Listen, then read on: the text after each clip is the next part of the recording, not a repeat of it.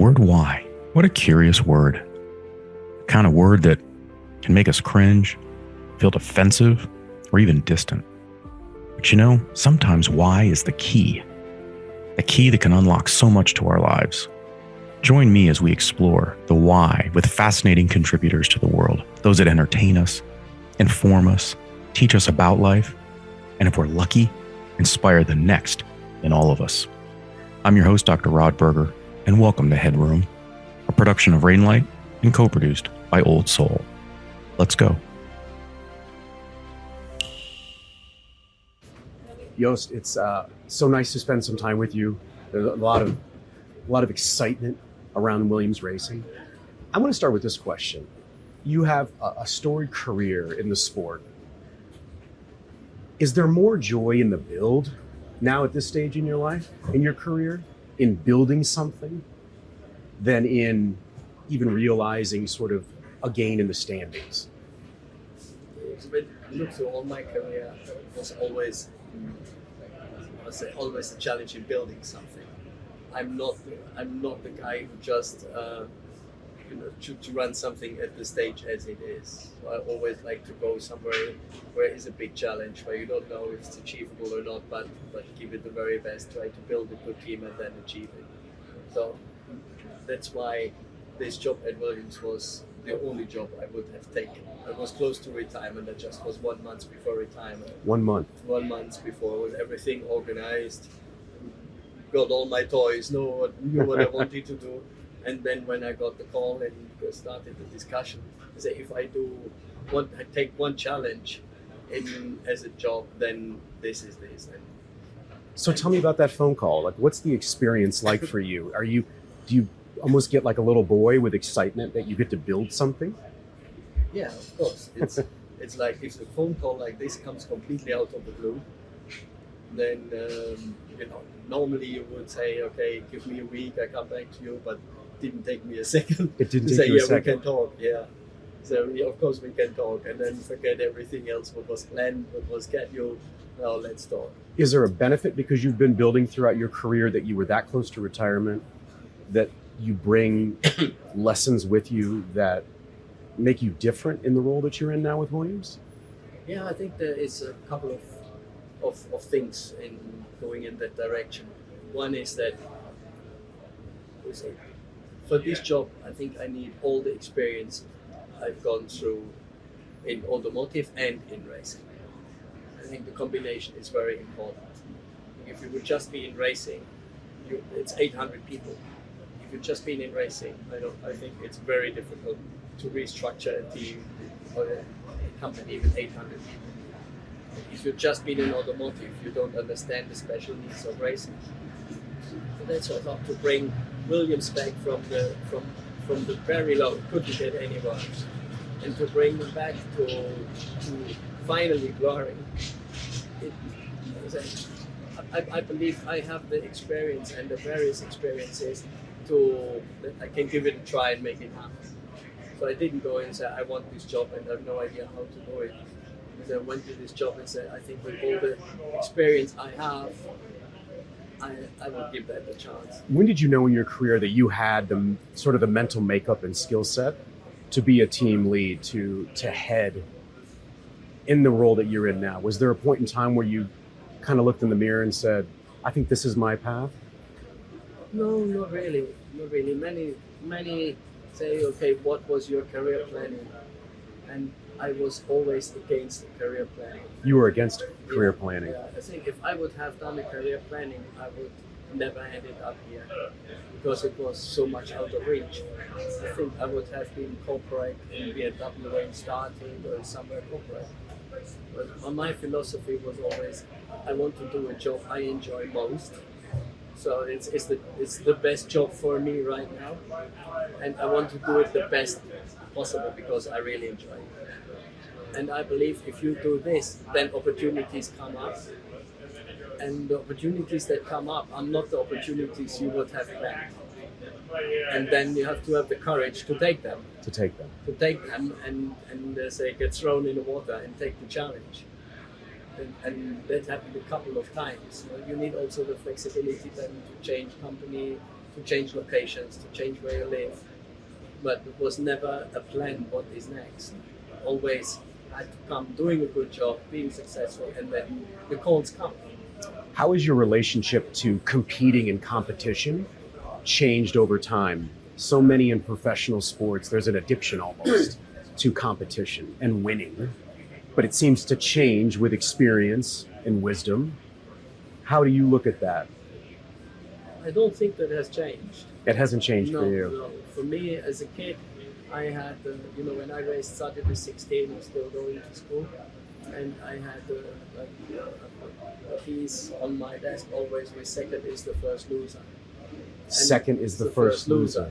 And that went through all my career. For me, not winning is physically painful.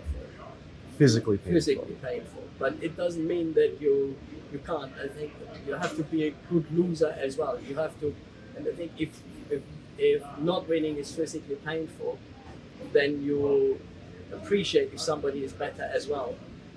And you don't get jealous, but you say, okay, he did a better job, so I have to do a better job. And then push harder. And not being and seeing as competition not as an enemy or in a battle. So if somebody does a better job with me, he's not a bad person, he's a better person than me. So I have to push harder and become better. I think that is what you learn over the years. I think I learned it very early when I raced enduro and motocross. In our club that we had 30 guys racing. So I was racing against my best friends. And if you race against your best friends, you are in competition, you fight like hell. Yeah, like brothers. Yeah, but then outside, afterwards, you go partying together and you all week you are together at school, you work together, you are friends. But then it means when you are competing, then you are the fiercest competitor because the one you want to beat is your friend. You want to be better. Headroom is produced by Old Soul, a one-stop marketing agency that understands the power of brand and nuance. Reach out to my guy Matt at Old Soul and supercharge your brand and content strategy. That's Old Soul. Shoot Matt a note at aoldsoul.com. That's AOLDSOUL.com. And now, back to our guest. Now you said, so losing, you endure physical, like a reaction, pain when you lose. Like, where is that in your body? Is it your head? And how long does it take to recover from a loss? I think it's the whole body. It's a whole body experience. Just the whole body experience. Like the win is also a whole body experience, and it is. I think it's a couple of seconds, and both ways. So it's a couple of seconds when you lose, you feel really that bad, and then you look forward. Because otherwise you waste time. And the same if you win, it's a couple of seconds of this satisfaction, like an adrenaline shock, and that's it then. But I think that you can get addicted to these adrenaline shocks when you really win. Well, yeah, it's racing, right? Adrenaline is your best friend, is it not? Exactly. You live on adrenaline. That's your coffee. Yeah, and when you see now going to Williams, where there is no chance to win right now, but this is a win is not necessarily being on the top of the podium. Yeah, I was going to ask objective. You, how do you sort of quantify winning when you know right now where you are, that's not possible in the traditional. Yeah, I think you have to define winning as what means winning in the situation you are. So where we are now in to get championship points in a race is a win. That's a win. It's a win. So it's not just against the overall competition, but you have to define what you want to achieve. And if you achieve that, then it is a win. And that if that goes on and on, you might get better and better. If you achieve something, then you aim for the next. And then you aim for the next. And then finally you will win. Tell me about hopefully, right? Tell me about your relationship with drivers. How has that evolved? Are the drivers of today different than they were when you first started? I don't think they are different. I think First of all, every driver is different. Like every person is different. And every driver needs a different treatment. You can't treat them all the same to get the best out of them. And I think it's not just with drivers, it's with everybody. Yeah. Can you spot the talent? Like, would you say you have an eye for it, that you can see it? I would say so. And that because I was a racer myself, so I knew what it's needed. And when I worked at Porsche and we had the Super Cup, Carrera Cup, we had VIP cars, and we had every weekend, every race, 2 drivers in these VIP cars.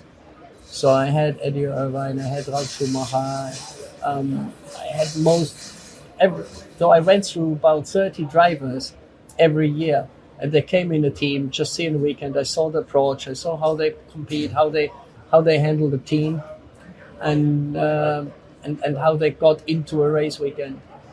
So I think that's very rare to have this with 30 drivers a year. Normally you have 2 drivers a year, and they have it for a couple of years. So I think it's very difficult to spot the differences.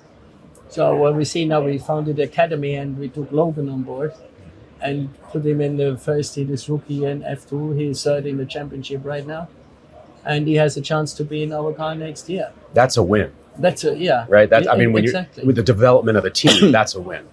Yeah, that's a win. And so you choose the right guy. You say you believe in him. You talk to him, see him, believe in him, and put him in Formula 2 right away. He wins races in his first season, and then to take him further.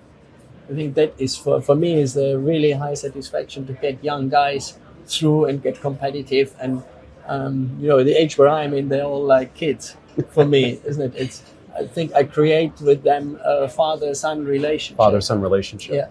Yeah. It's not just always smooth, isn't it? Because like father-son relationship has some stress situations as well. So you have that too. But the driver needs to feel at home, feel understood, and you have to take the pressure of them. It's not like if you crash, you're out, because then you put the pressure on and most likely crash. And they're so different characters, and you have to treat them all differently. Isn't that the power of racing? The word family seems very serious. It's the Williams Racing family. And is that how you approach it from a leadership perspective, that you think in that way? It's the father-son relationship with a driver. It's the, everybody on the crew. Is that? Yeah, I think when you have to look at the whole company, when you look at Williams Racing, we're 800 people. So there are jobs in production, in machining, and then you have this race team where you've got 80 to 100, it depends on the size of the event. You go to races. And it's different when you are a race team, and we have now 22 races this year, 24 next year. And it's always half a week to a week. So you are living like a family. I see these guys more than I see my family over the year. So it has to become a family. It has to be this trust like in a family. And it has to become this relationship if you want to be successful. Of course, it's not in the whole company. You can't have that. But you have this complete different. You can strive for it. Yeah. Yeah. So that means if you treat yourself like a family head in the race team, you have to have a similar position to everybody in the company, because otherwise you build the silos and you split. So you need the same trust and the same respect from everybody. But you have to treat that as well, again, differently, as you have to treat every driver differently. Yeah. So we started off our discussion talking about your love of building. So the builders that I've experienced are always building even with themselves and trying to identify a blind spot in their abilities and sort of continue to work on those elements. What are you building when it comes to sort of you as the sort of the figure, the ambassador, the lead, right, of Williams Racing? What is it at this stage of your career? It's sort of this next chapter, right? Because you almost were down the retirement path. Yeah. So is this a renewed opportunity to continue to grow yourself? Yeah, I think it's again, you have to learn every single day and you have to improve. So, I don't have the time to read a lot, so I use Blinkist a lot to listen to a lot of books and to see different approaches for management, for how to build successful teams, talking also to the mental trainers of the drivers they have, and try to improve myself every single day. Let's close with this. Tell me what racing means to you. Just as, this has been your life. Like when you hear the cars on the track, what does it mean to you? Is it a love story? I think it's a love story and it's ultimate passion. But I'm not that I know there is more important stuff and more serious stuff around that as well. And I had through the career, I said, I went to university. The government funds the university. I'm learning what I'm learning, going engineering and learning. And do I really, the payback is having too fast driving around the racetrack as fast as possible. Is that giving anything back to the community and to society? Is that what is the sense of all this? And when I looked into this, I said I need to find a sense. And when I see the fans that if they watch a Formula One race on the qualifying and sit in front of TV, they forget their problems. I think it brings them some enjoyment. They have something to talk about. And if some do not drink that much because they or do not smoke that much, or just forget their problems and have some enjoyment for that, I think that it's for me is for me the justification why I can do that, because I have to give something back to society. And maybe it sounds a bit stupid or ridiculous, but for me it is really like this. If I can make people happy with that, then it's worthwhile doing. All right, you got to give me a Let's Go Racing. I know that's your moniker with your team. You got to give me a Let's Go. Let's go Racing. Thank you very much. Thank you. Thanks for taking the plunge into Headroom, where we uncover the why behind the what and who impacting our lives. Headroom is a production of Rainlight and co-produced by our friends at Old Soul. I'm your host, Dr. Rod Berger, and this is Headroom.